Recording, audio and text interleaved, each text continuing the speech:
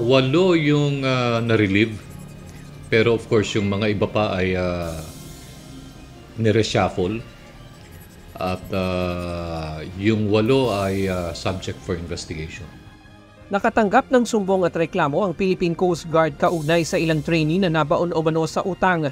Sinasabing bunso dito ng mga binabayarang uniforme sa kabila ng 43,000 pesos na clothing allowance na inilalaan ng gobyerno sa bawat nagnanais makapasok sa PCG. May mga recruit na umaabot umano sa 150,000 pesos ang utang. Hindi daw nila nahahawakan ang kanilang ATM dahil sa utang. Ang iba, napipilitang mangutang para lang makabayad. Ang allegation nga ay maraming activities, maraming dagdag na uniforme, kaya nababaon sa utang yung mga trainees.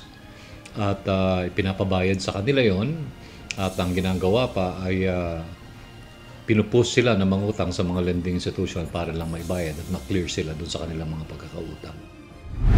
Nilinaw ng PCG na ang pagpasok sa kanila ay libre at wala silang anumang pinababayaran mula sa entrance exam, medical hanggang sa oath-taking dahil gastos ito ng gobyerno.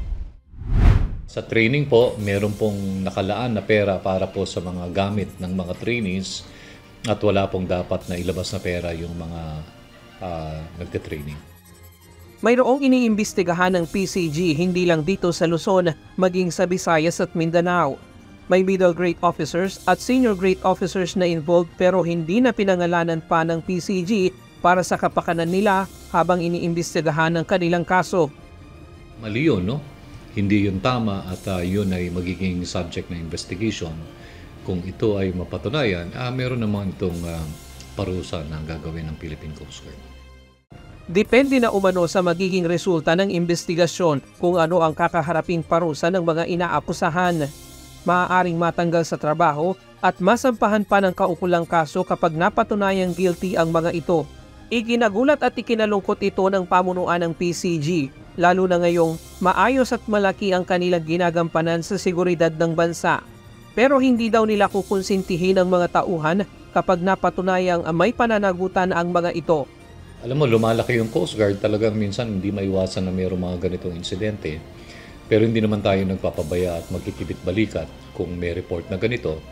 Kaagad natin itong tinutugunan at tinitingnan para nang sa ganun makagawa tayo ng tamang hakbang para hindi ito maulit kung totoo at ma-prevent natin sa mga susunod pang panahon.